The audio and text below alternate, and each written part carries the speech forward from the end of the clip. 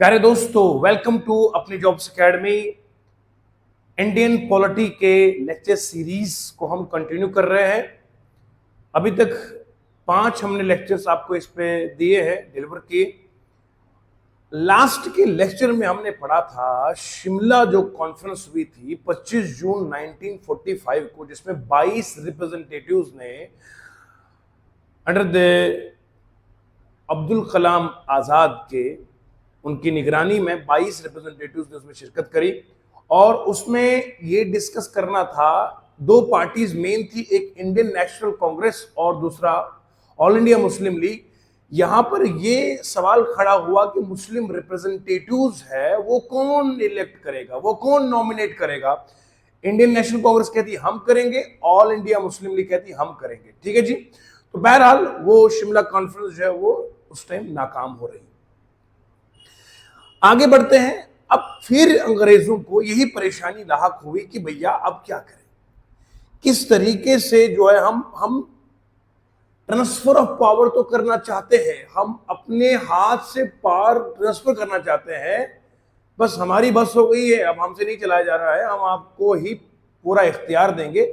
लेकिन सवाल ये उठता था कि कैसे पावर को ट्रांसफर करेंगे, कैसे हम खुद को छुटकारा हासिल करेंगे, किसको रिस्पॉन्सिबल बनाएंगे कि वो निजाम सारा चला सके। इसके बाद कैबिनेट मिशन हुआ 1946 में। इसकी हम पूरी बात करेंगे, ये कैबिनेट मिशन क्या है और ये हमारे लिए क्या इंपॉर्टेंट मैसेज दे रहा है, इसमें क्या हुआ क्या नहीं हुआ।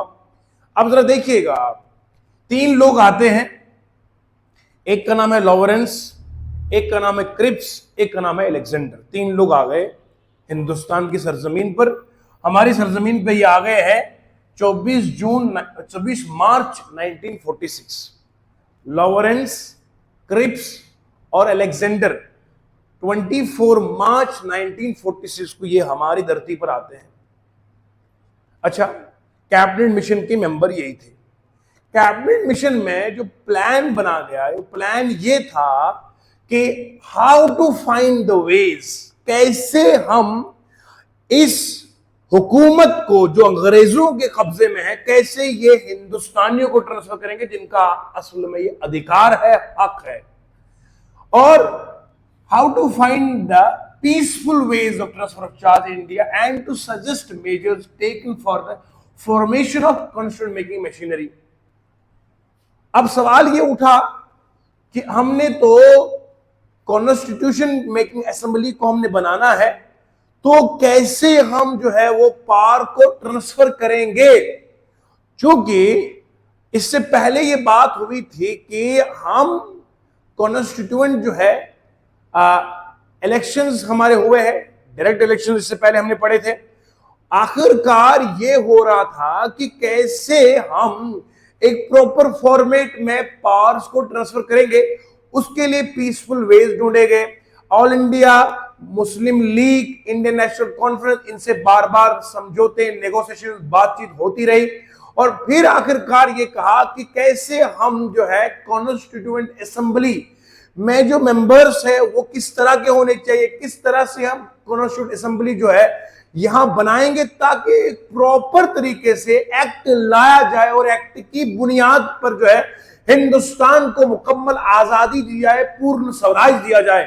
तो उस हवाले से क्या हुआ, और यहां की जो इंटरिम कैबिनेट है जो यहां की, अब देखिए पहले था वाइस रॉय की अपनी होती थी कैबिनेट, को बोलते हैं वाइस रॉय एग्जीक्यूटिव काउंसिल। पढ़ा हमने। कैबिनेट क्या है? कैबिनेट वो मेंबर्स होते हैं जो एक पार्टी के होते हैं, जिन्हें इलेक्ट किया जाता है, जिन्हें भारी भरकम में वोट्स मिल जाते हैं। तो ये जो इंटरिम गवर्नमेंट थी वुड बी ऑफ इंडियंस। हाँ, अब नहीं भैया, अब गोरों की छुट्टी हो गई है। अब जो इंटरिम गवर्नमेंट बनेगी उसमें सभी के सभी हिंदुस्तानी होने चाहिए, वुड बी ऑफ इंडियंस। और कॉन्स्टिट्यूएंट असेंबली में 292 मेंबर्स होंगे from British India. British India किसे कहते हैं? जितना एरिया अंग्रेजों ने गैर कानूनी तौर पे कब्जे में लिया था, it is British India. Illegal occupation by Britishers, वो 292 मेंबर्स उसमें से होंगे जो हमारी सरजमीन है। और 93 मेंबर होंगे जो इंडियन स्टेट्स होंगे, जो हमारे साथ जो प्रोविंसेस थे आप समझ रहे हैं, उन सभी में से हमारे पास जो है वो 93 फ्रॉम द इंडियन स्टेट्स होंगे। तो यहां तक हमने याद रखा कि कैबिनेट मिशन 1946 में जो हुआ 24 मार्च 1946 को, 3 लोग आते हैं, लॉरेंस, क्रिप्स और अलेक्जेंडर। ये वही क्रिप्स है जो क्रिप्स मिशन में हमने पढ़ा था, समझ रहे हैं आप। तो याद रखो, इस तरीके से फिर ये बातचीत हुई और फाइनली अब ये बात हुई किस तरह से हम पूरी की पूरी जो है वो हिंदुस्तान को आजादी देंगे।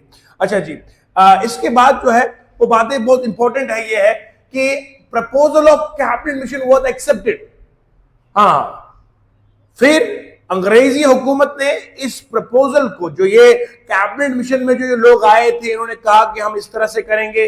अच्छा, इंटरिम गवर्नमेंट में इतने लोग होने चाहिए, इंडियंस 292 होने चाहिए, ब्रिटिश इंडिया से 93 मेंबर होने चाहिए। कहां से बोलो? इंडियन स्टेट से। ये जो प्लान था, ये जो ड्राफ्ट था, ये जो लिखित में था, इसको एक्सेप्ट कर लिया गया और कॉन्स्टिट्यूएंट असेंबली के इलेक्शंस को हेल्ड किया गया जुलाई 1946 में। अब तुरंत ये गोरे काम कर रहे हैं, अब जल्दी ये काम कर रहे हैं, क्योंकि अब इनकी पूरी की पूरी हमने जो है ईंट से ईंट बजा के रखी है। अब ये समझ गए कि हम हिंदुस्तानी लोग जो है, हम अब इनका पीछा छोड़ने वाले नहीं है। नाउ दे वर इन ए वे, अब ये उस रास्ते में थे कि they were finding the peaceful ways to transfer the power to the Indians, जिनका असल में ये हक था और हक है। आगे बढ़ते हैं और देखते हैं इसके अलावा फिर मजीद क्या हुआ, अब किस किस तरह से ये प्रैक्टिकली तौर पे पावर जो है वो ट्रांसफर हुआ इंडियंस को और हिंदुस्तान फाइनली आजाद हो गया।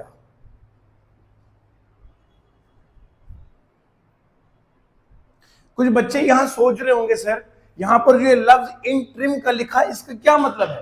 कैबिनेट तो हम समझ गए, कैबिनेट मेंबर्स की एक टीम होती है जो, मान लीजिए आज की प्राइम मिनिस्टर देखिए आप, एक मेजर जो पार्टी होती है जिसे सबसे ज्यादा वोट्स मिलते हैं, उसमें एक बंदा नॉमिनेटेड आपका प्राइम मिनिस्टर बन गया, तो उस प्राइम मिनिस्टर के जो मेंबर्स होते हैं, जो उसकी पार्टी के लोग होते हैं, जो गवर्नमेंट में लेजिस्लेचर में हिस्सा लेते हैं, रूलिंग पार्टी के जो मेंबर्स होते हैं, वो कैबिनेट बनती है, राइट। अब यहां से अंदाजा लगाइए, लफ्ज लिखा है इंटरिम। इंटरिम का मतलब पता क्या होता है? इंटरिम को बोलते हैं दोस्तों, it is temporary. Interim means not final, ये फाइनल नहीं थी। यानी कि जो ये इंटरिम कैबिनेट थी, जो ये लोगों की इन्होंने बनाया कि हम अब कॉन्स्टिट्यूएंट असेंबली बनाएंगे, ये इन्होंने सोचा कि ये आरजी है, क्योंकि फाइनली तौर पे फाइनल ट्रांसफर ऑफ पावर अभी बाकी था। अभी जस्ट ये इसको चेक कर रहे थे कि अभी कैसा रहेगा, लोगों का रिएक्शन क्या रहेगा। इस हवाले से ये इंटरिम कैबिनेट कहलाती है। इंटरिम मतलब not final, not lasting, but temporary.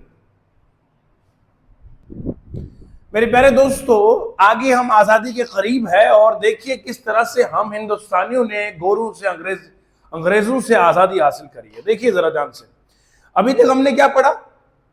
Cripps mission पढ़ लिया हमने, शिमला कॉन्फ्रेंस हो गई, कैबिनेट मिशन हो गया। अब फाइनली जो आया वो है माउंटबेटन का प्लान आया है। इसे कहते हैं माउंटबेटन का प्लान, 3 जून 1947 को। ये जो माउंटबेटन था, इसका बहुत एक इंपॉर्टेंट रोल है। और ये माउंटबेटन ये है first governor general of dominion of India, जिसके बाद प्राइम मिनिस्टर जो है जवाहरलाल नेहरू बन गए, first prime minister of India.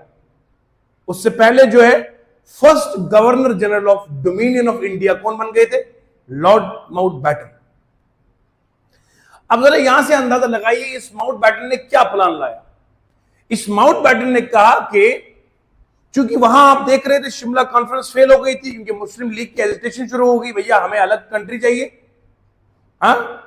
हम मुस्लिम रिप्रेजेंटेटिव अपने हिसाब से रखेंगे, तो हमें अलग कंट्री चाहिए। तो अब जहां पर पावर का ट्रांसफर करना था एक बंदे को, वहां आप 2 शरीक खड़े हो गए कि भैया हमें भी चाहिए, हमें भी चाहिए। अब उस हवाले से माउंटबेटन का प्लान आ गया कि हम क्या करेंगे, हम अब पार्टीशन प्लान को लेकर आएंगे। हम अब जो है हिंदुस्तान को 2 हिस्सों में अब करेंगे। एक जो ये पूरा ब्रिटिश इंडिया है, जिस पर पूरे अंग्रेजों ने इलीगल ऑक्यूपेशन करके रखी है, अब हम इस ब्रिटिश इंडिया को 2 हिस्सों बांटेंगे। एक इंडिया होगा, एक पाकिस्तान होगा। तो ये माउंटबेटन ने प्लान लाया था और इस प्लान को बोलते हैं क्या, पार्टीशन प्लान। 3 जून 1947 को, क्योंकि मुस्लिम लीग की एजिटेशन शुरू हुई, हमें अलग से एक कंट्री चाहिए। अच्छा, इससे पहले मैंने आपको क्लेमेंटल एटली की अनाउंसमेंट सुनाई थी। मैंने कहा था क्लेमेंटल एटली जो है ये एक बड़ा इंपॉर्टेंट व्यक्ति है जिसने एक हिस्टोरिकल अनाउंसमेंट की थी, एक तारीखी बयान दिया था, एक तारीखी ऐलान किया था। कब? 20 फरवरी नहीं बल्कि 15 मार्च को इसने 1946 में ऐलान किया था। 15 मार्च 1946, कुछ हिस्टोरियन लिखते हैं 15 मार्च 1946 को इसने ऐलान किया था कि ब्रिटिश जो है वो अब सोच रही है, बल्कि रेडी है कि हिंदुस्तान को आजादी दी जाए और हम जून से ज्यादा ताखीर नहीं करेंगे, यानी कि जून से पहले पहले हम हिंदुस्तान को आजादी देंगे। ये क्लेमेंटल की अनाउंसमेंट हुई थी। पहली बार जब ब्रिटिश हुकूमत ने इस बात को तस्लीम किया, इस बात को कबूल किया कि अब हम जो है हिंदुस्तान को पूरी आजादी देंगे, और ये 15 मार्च को किया था। लेकिन कुछ किताबों में उसके बाद जो हुआ कि 1946 में इसने किया। ये पहले अनाउंसमेंट की थी 1946 के मार्च में, उसके बाद 20 फरवरी आया, 20 फरवरी 1947 में। अब इसी क्लेमेंटल ने मजीद एक जुमला बताया, मजीद अनाउंसमेंट करी, कहा ब्रिटिश रूल जो है वो अब खत्म हो जाएगा, और डेट ही बता दी। पहले 1946 में क्लेमेंटल ने डेट नहीं बताई, कहा था जून से पहले पहले हम हिंदुस्तान को आजादी देंगे। लेकिन अब 20 फरवरी 1947 की बात है, जब ये गोरे मुकम्मल हिल के रह गए, जब ये परेशानी में उलझ गए, तो इन्होंने कहा, ही डिक्लेयर्ड, ये क्लेमेंटल एटली ने कहा, British rule will end by, किस कब एंड हो जाएगा? 30 जून 1947 को। यानी किसने कहा? हिंदुस्तान में जो हमारा राज्य रहा है, जो हमने कब्जा कर रखा था, वो अब सारा खत्म हो जाएगा 30 जून 1948 को। एक क्लेमेंटल की अनाउंसमेंट थी, 30 जून 1948 तक हमारा हुक्मरानी रहेगी और उससे पहले हम जो है बिस्तरा गोल करके यहां से चले जाएंगे। मुझे एक बात याद पड़ती है बेटा, ये आज़ादी हमें ऐसे नहीं मिली है, बहुत कुर्बानियों से मिली है।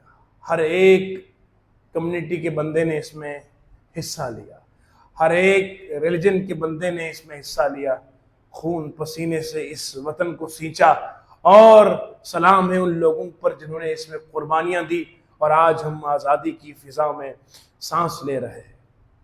सलाम है उन लोगों पर। मेरे दोस्तों, मुझे याद पड़ता है एक बहुत बड़े फ्रीडम फाइटर, रिवोल्ट ऑफ 1857 में, उनका नाम है मौलाना सैयद किफ़ायतुल्लाह काफ़ी अली रहमा। सैयद किफ़ायतुल्लाह काफ़ी साहब वो अजीम फ्रीडम स्ट्रगलर रहे। 1857 के मुरादाबाद के चौक में रमज़ान के महीने में अंग्रेज़ों ने उन्हें तख्ते दार पर, फांसी के तख्त पर चढ़ाया और वो शहीद हो गए। शहादत से पहले काले पानी के जेल में उनको रखा गया था, और अंग्रेज़ उनके ऊपर टॉर्चर पे टॉर्चर करते रहे, क्योंकि सैयद किफ़ायतुल्लाह काफ़ी अली रहमा ने मुसलमानों को यकजा किया था और कहा था, ये जो अंग्रेज़ गोरे हैं, इन्होंने यहाँ पर गैर कानूनी कब्जा किया है, आओ इनके खिलाफ हम लड़ेंगे, इनके खिलाफ हम फाइट करेंगे, इन अंग्रेजों के खिलाफ हम फतवा जहाद का देंगे कि आओ लड़ते हैं अंग्रेजों के खिलाफ। अगर इस लड़ाई में कोई मुस्लिम शहीद हो जाएगा, वो उसे बहुत बड़ा इनाम मिलेगा। रिलीजियस कॉन्टेक्स्ट के साथ समझाया कि आओ लड़ते हैं अंग्रेजों के खिलाफ। अंग्रेजों को जब ये पता चला कि इन्होंने इस तरह की साजिश करी हमारे खिलाफ, तो उन्होंने पकड़ा, काले पानी के जेल में रखा, और फिर शाम के टाइम इनके मुबारक पीठ के ऊपर इस्त्री लगाते थे, वो गोश्त उठता था, ये नमक और मिर्च लगाया करते थे। ये वाकया कहने से पहले इंसान की जुबान जल जाती है। मतलब हम आज तो हम क्या करते हैं इस आज़ादी को? इन अजीम लोगों ने कुर्बानियां दी, आप अंदाजा लगा सकते, would you ever imagine a pain for a single nano second? हम नैनो सेकेंड के लिए भी वो पेन को इमेजिन नहीं कर सकते। नमक और मिर्च उस जख्मों पर लगाया जाता था, फिर अगले रात फिर इस्त्री लगा देते, इस तरह से ये सिलसिला चलता रहा। और जब फांसी का दिन करीब आया, उससे पहले सैयद किफ़ायतुल्लाह काफ़ी अलैहि रहमा के ख्वाब में द प्रॉफिट सल्लल्लाहु अलैहि वसल्लम तशरीफ़ लाए और आका हुजूर ने ये फरमाया कि अब जो है आपकी ये तकालीफ़ें ख़त्म हो गई, अब आप हमसे मुलाकात करेंगे, because Syed Kifayatullah belongs to the family of the prophet सल्लल्लाहु अलैहि वसल्लम। आप सैयद है, आप आले रसूल है, तो हुजूर ने आपको बशारत दी कि अब आप दुनिया से जो है वो तशरीफ़ ले जाएंगे। जब सुबह फांसी का वक्त आया मुरादाबाद की चौक में रमज़ान के महीने में, तो अंग्रेज़ों ने कहा कोई आखिरी ख्वाहिश है ए सैयद किफ़ायतुल्लाह काफ़ी साहब, कोई ख्वाहिश है? कहा हाँ, कागज़ और कलम ले आओ। आप देखो हौसला, हौसला देखो, पता है कि आगे मौत सामने खड़ी है, लेकिन मौत से हम घबराया नहीं करते। हाँ, हम मौत से डरने वाले लोग नहीं हैं। अंग्रेज़ों की आंखों में आंखें डालकर उस मर्द मुजाहिद ने कहा था कलम और कागज़ ले आओ, और कलाम लिखा था कोई गुल बाकी रहेगा ना चमन रह जाएगा, पर रसूलुल्लाह का दीने हसन रह जाएगा। अतलसो कम ख्वाब की पोशाक पे नाजा न हो, इस तने बेजान पर खाकी कफन रह जाएगा। हम सफीरो बाग में है दम का चहचहा, बुलबुलें सब उड़ जाएंगी सूना चमन रह जाएगा। सब फना हो जाएंगे काफी वलेकिन हश्र तक, सब फना हो जाएंगे काफी वलेकिन हश्र तक, नाते हजरत का जुबानों पर सुखन रह जाएगा। जो पड़ेगा साहिबे लौलाक के ऊपर दुरूद, आग से महफूज उसका तन बदन रह जाएगा। ये मुझे ज़िम्नन बात याद आई, ये वो अजीम लोग थे। इस तरह से बहुत एक फहरिस्त में बहुत और भी लोग खड़े हैं जिन्होंने कुर्बानियां दी है।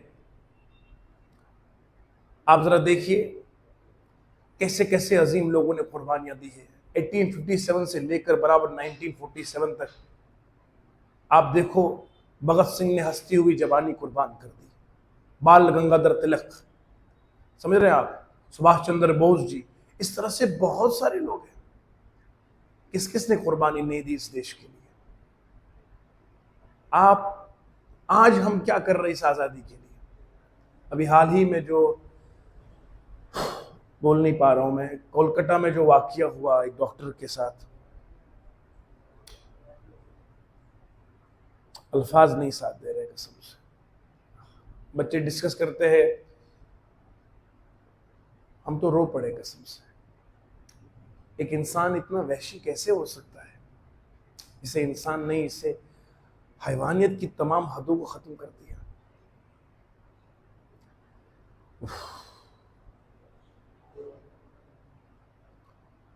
अल्फाज ही खत्म है।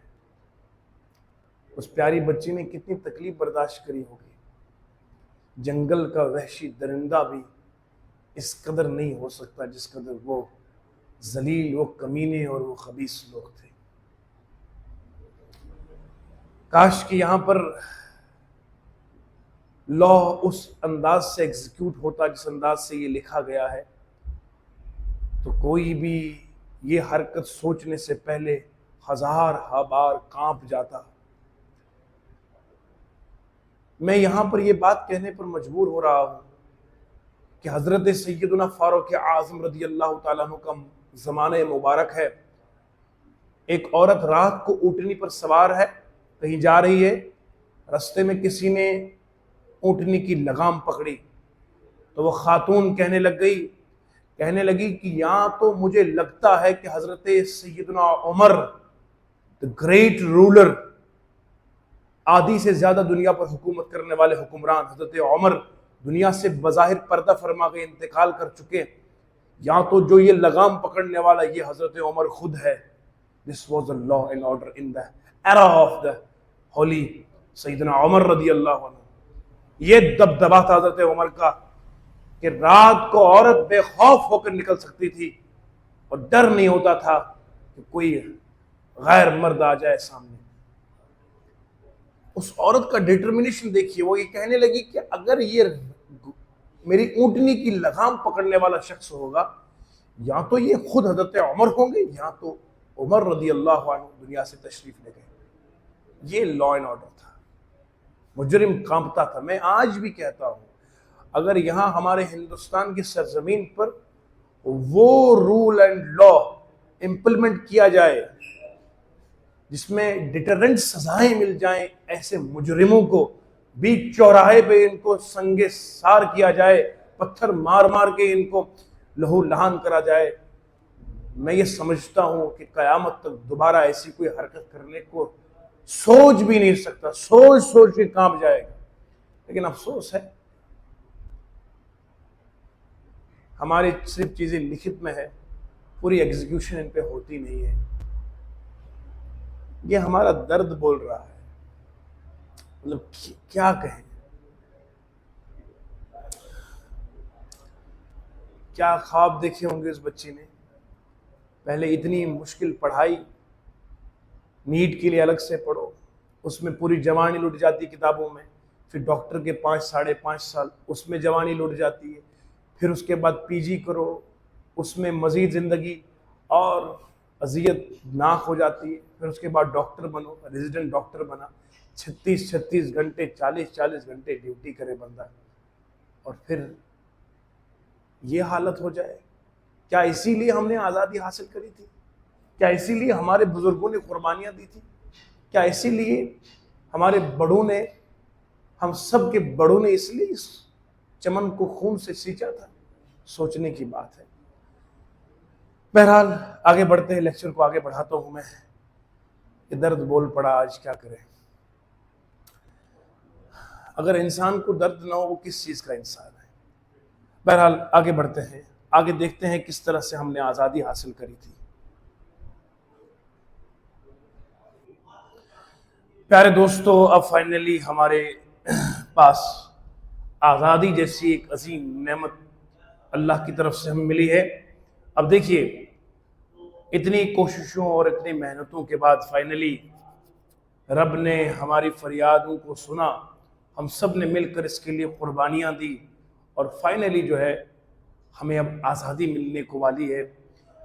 इससे पहले माउंट बैटन का प्लान हमने पढ़ा कि किस तरीके से अब पार्टीशन प्लान लाया गया, ब्रिटिश इंडिया को 2 हिस्सों में डिवाइड करा गया, इंडिया और पाकिस्तान को अलग अलग प्लान था। इस प्लान पे फाइनली काम कब हुआ? नया एक्ट आया, इंडियन इंडिपेंडेंस एक्ट 1947 आ गया हमारे पास। अब British government introduced Indian independence bill. इस तरह से आजादी तो मिलनी थी नहीं, लीगली तौर पर, कानूनी तौर पर आजादी, सिर्फ लफ्जों से नहीं बल्कि कानूनी चाराजोई के साथ। ब्रिटिश पार्लियामेंट लग गया। ब्रिटिश पार्लियामेंट में 4 जुलाई 1947 को, याद रखिएगा, 4 जुलाई 1947 को ब्रिटिश गवर्नमेंट में क्या, ब्रिटिश गवर्नमेंट ने एक बिल पेश कर दी। लॉ बनने से पहले बिल पेश की जाती है। जब बिल पेश करी, बिल का नाम था इंडियन इंडिपेंडेंस बिल। अब हमने ठान लिया कि हिंदुस्तान को आजादी मिलेगी, और उसके बाद ब्रिटिश पार्लियामेंट में जब इसको पेश करा गया तो it which received royal asset on 18 जुलाई 1947। अब क्या हुआ? 4 जुलाई 1947 को ब्रिटिश पार्लियामेंट लगती है, उसमें इंडियन इंडिपेंडेंस बिल को पेश किया जाता है। फिर इस बिल पर रॉयल एसेट्स मिलते हैं। वो कब मिलते हैं? 18 जुलाई 1947 को। आइए समझते हैं पहले ये रॉयल एसेट किस चीज का नाम है।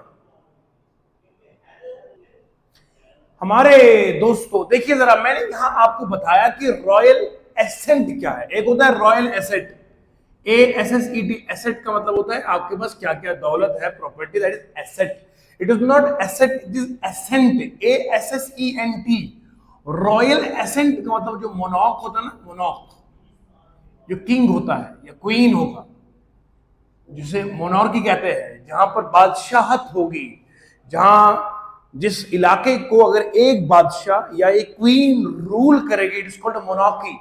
वो जो मोनॉर्क होता है, अगर वो किसी बिल को पास कर दे और bill will become an act, this is called as royal asset.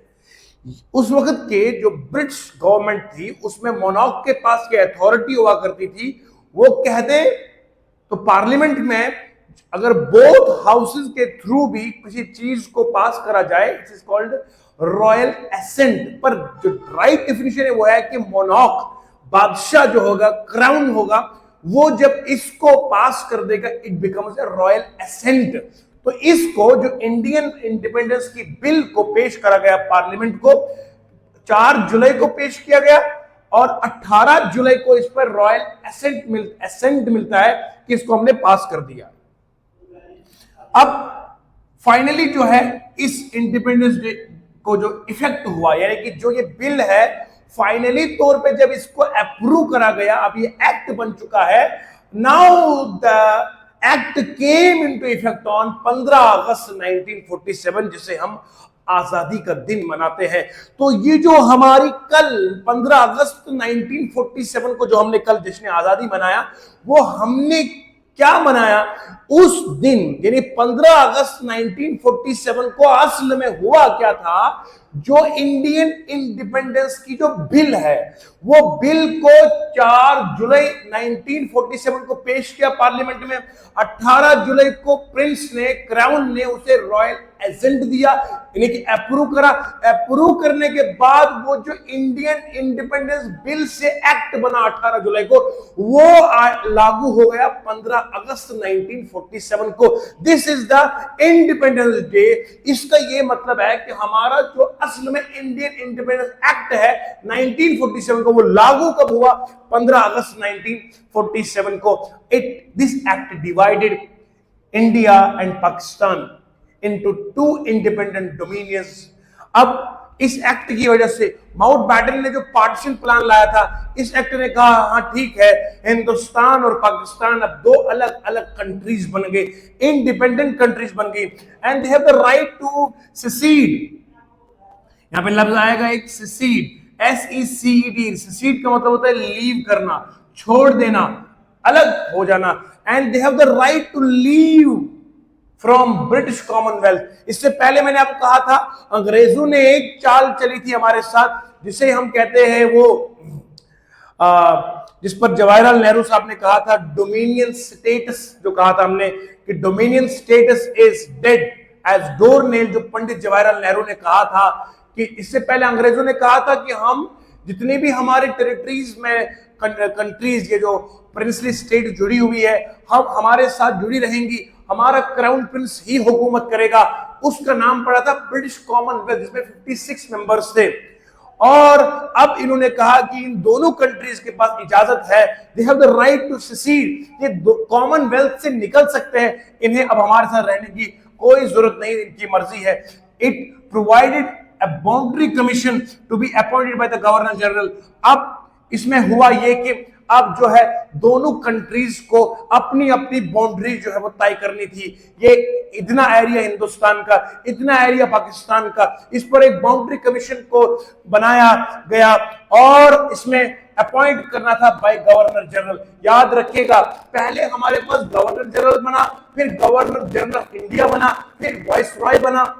अब वाइसरॉय को खत्म करके फिर गवर्नर जनरल पे आ गया। It changed viceroy as governor general. Crown का कोई रोल नहीं रहा। जो सेक्रेटरी का ऑफिस था यहां पर हिंदुस्तान में, वो हमेशा के लिए खत्म कर दिया गया, बंद। यानी कि वाइसरॉय से अब क्या बना? Governor general. पहले तरक्की थी, अब नीचे आ गई अंग्रेज। अब सुनो, यहां तक हो गया। और उसके बाद हम देखेंगे कि इट एम्पावर्ड कॉन्स्टिट्यूएंट असेंबलीज।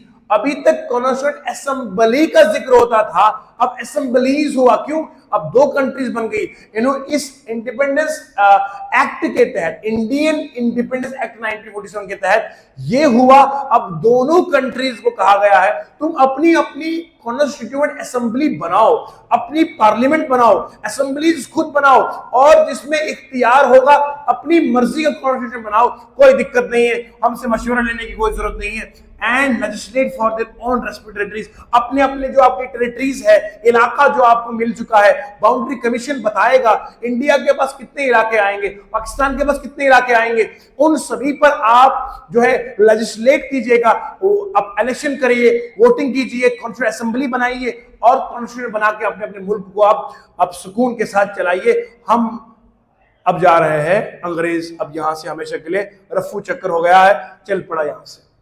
तो ये था हमारा इंडियन इंडिपेंडेंस एक्ट। इसके तहत जब हमारा हिंदुस्तान टोटली इंडिपेंडेंट हुआ, अब हमारा हिंदुस्तान को पूर्ण स्वराज मिला, मुकम्मल आजादी मिली, तब ये जो है इंडियन जो डोमिनियन था, जो हिंदुस्तान का इलाका था, उसमें पहला गवर्नर जनरल जो बना वो था कौन? माउंटबेटन था, जिसने पार्टीशन प्लान को लाया था। इससे पहले हमारा देखा था फर्स्ट जो हमारे पास जो गवर्नर जनरल था बंगाल का, वो कौन था? वैरन हेस्टिंग्स था। याद रहेगा आपको, वैरन हेस्टिंग्स वहां पे था 1773 में। फिर उसके बाद जो गवर्नर जनरल ऑफ इंडिया बन गया वो कौन बना? वो बन गया विलियम बेंटिक बना। उसके बाद कौन बना वाइसरॉय पहला? वो बन गया आपका कैनिंग बन गया। और फिर उसके बाद जो फर्स्ट गवर्नर जनरल बन गया इंडिपेंडेंट इंडिया का, डोमिनियन ऑफ इंडिया का, वो था माउंटबेटन। और पहला प्राइम मिनिस्टर हमारे हिंदुस्तान का बना पंडित जवाहरलाल नेहरू जी। ये हमारे जो है वो प्राइम मिनिस्टर बन गए फर्स्ट। ये सारे का सारा मैंने आपको पढ़ाया इंडियन इंडिपेंडेंस एक्ट, और हमारे हिंदुस्तान को आजादी मिल गई, हम आजाद हो गए। इससे पहले भी मैंने आपसे जिक्र करा था आजादी तो हमारे बुजुर्गों ने कुर्बानियों पे कुर्बानियां दी, बेहिसाब कुर्बानियां दी। आज हम इस आजादी के साथ क्या कर रहे हैं?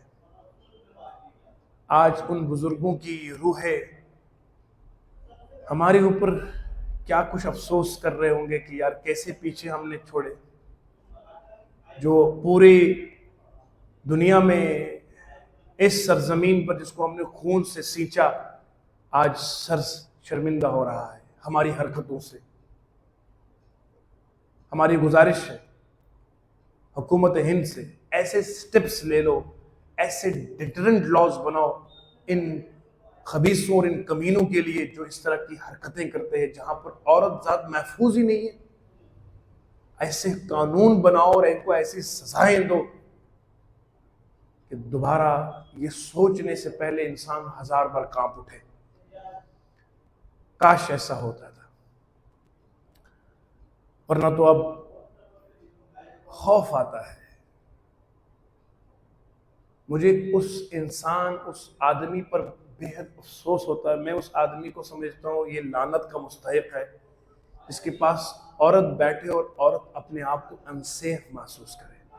ये आदमी थोड़ा, इस मर्दानगी पे तो लानत है। मर्द वो होता है जिसके सामने औरत अपने आप को प्रोटेक्टेड फील करे, महफूज पाए, सलामत रहे, उसकी इज्जत आबरू पे हर्फ ना आए, बल्कि वो एज ए प्रोटेक्टर सामने रहे, उसे मर्द कहते हैं। फिजिकली मर्द होना मर्द थोड़ी कहलाता है मियां। मर्द वो है जो औरत का प्रोटेक्टर है, जो मुहाफिज रहता। औरत अंदर सोती, मर्द बाहर पहरेदारी करता। कोई बात नहीं, किसी की बहन बेटी बच्ची है, मैं पूरी रात जागूंगा बाहर, लेकिन इसकी इज्जत पे हर्फ नहीं आने दूंगा, इसको मर्द कहते हैं। बहरहाल हमें यहां तक जो हमने अभी कंप्लीट करा है, यहां तक हमने इंडियन इंडिपेंडेंस एक्ट पढ़ा।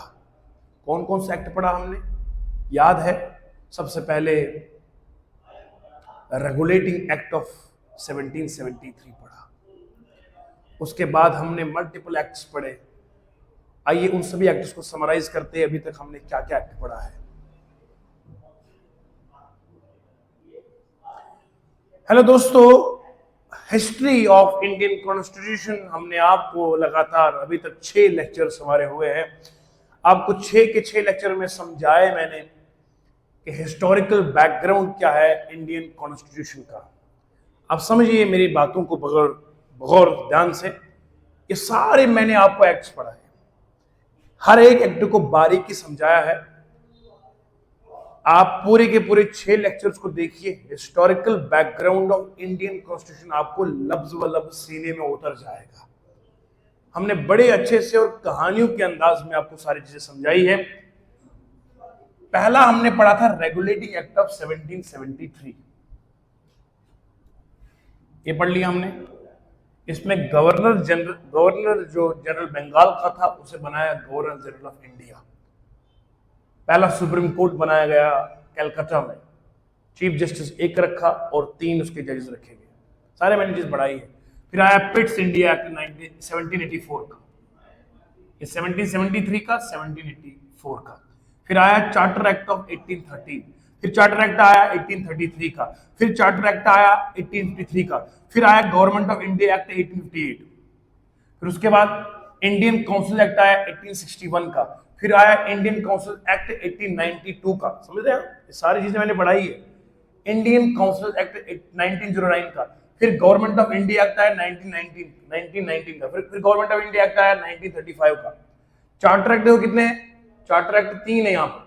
गवर्नमेंट ऑफ इंडिया एक्ट यहाँ 1855 का आया था, फिर आया गवर्नमेंट ऑफ इंडियन एक्ट आया 1935 का। बाकी ये इंडियन काउंसिल एक्ट 3 है, गवर्नमेंट ऑफ इंडिया एक्ट 3 है। देखो गवर्नमेंट ऑफ इंडिया एक्ट 1858 आया, 1919 आया, 1935 याद रखना है। चार्टर 3 है, इंडियन काउंसिल एक्ट 3 है, गवर्नमेंट ऑफ इंडिया एक्ट 3 है। उसके बाद आया अगस्त ऑफर, मैंने पढ़ाया। फिर आया क्रिप्स मिशन, फिर शिमला कॉन्फ्रेंस हो गई, फिर आया कैबिनेट मिशन जो भी पढ़ा है आज, फिर माउंटबेटन का प्लान आया, फिर उसके बाद इंडियन इंडिपेंडेंस एक्ट आया। टोटल 17 आपने पॉइंट्स याद रखने हैं। These were the series of political reforms जिससे हमारा आज का प्रेजेंट डे का कॉन्स्टिट्यूशन वजूद में आया है। याद रखिएगा, ये सिर्फ एक इवेंट की वजह से हमारा कॉन्स्टिट्यूशन नहीं बना, बल्कि सीरीज ऑफ पॉलिटिकल रिफॉर्म्स, इतने सारे एक्ट्स हुए, बार बार के ट्रांसफॉर्मेशन हुई। कहा देखो 1773 से सिलसिला शुरू चला, 1947 तक चला। ये जो आप पढ़ते हो ना, इसी को कॉलोनियल फेज कहा जाता है। जब से अंग्रेजों की यहाँ हुकूमत रही है, कॉलोनियल फेज में जितने भी पॉलिटिकल रिफॉर्म्स आ गए, उससे हमारा आज का प्रेजेंट डे का कॉन्स्टिट्यूशन वजूद में आया है। मैं उम्मीद रखता हूं कि मेरे प्यारे प्यारे दोस्तों को यहाँ तक लाजवाब बेमिसाल समझ में आया होगा। यहाँ तक हमने पहला जो पॉलिटी का पहला चैप्टर है वो कंप्लीट कर दिया, historical background of Indian constitution. अब हम पढ़ेंगे नया topic, framing of Indian constitution. अब ये हमारा जो आज का प्रेजेंट डे का कॉन्स्टिट्यूशन है, ये कैसे अब फ्रेम किया गया। ये तो था इतिहास, तारीख थी, कैसे हम आजादी तक पहुंच गए। फिर कॉन्स्टिट्यूएंट असेंबली में कौन कौन आया, कौन कौन मेंबर्स हुए, कौन प्रेसिडेंट बना, ड्राफ्टिंग कमेटी में कौन कौन रहा, किस किस तरह का बाद में इसमें एक्ट्स लाए गए, किस किस तरह की कमेटीज को बिठाया गया। ये सब चीजें हम पढ़ेंगे नए सेशन में। उम्मीद है कि आप इन वीडियोस को मजीद से मजीद शेयर करोगे, अपनी दुआओं में जरूर याद रखोगे। जय हिंद, हिंदुस्तान जिंदाबाद। और हमेशा अपने वतन से मोहब्बत कीजिएगा। और दूसरी बात का खास ख्याल रखिएगा, ऐसा कोई काम नहीं करना जिंदगी में जिससे आप अपने आप को भी शर्मिंदा करेंगे, कौम भी शर्मिंदा रहेगी और मुल्क की इज्जत भी आप दांव पे लगाओगे। ऐसा कुछ काम मत करिएगा। हमेशा एजुकेटेड रहिएगा। एजुकेटेड मतलब ऑल राउंड डेवलपमेंट। बोलो तो सोच के बोलो, हरकत कोई करो तो सोच समझ के करो कि मुझे अगर मैं ये करूंगा इसका ये रिजल्ट आएगा। तो इसीलिए हर उस चीज से बचिए जिससे बेइज्जती और जिल्लत मिल जाए। खुदा हाफिज, अपना बहुत ख्याल रखिए।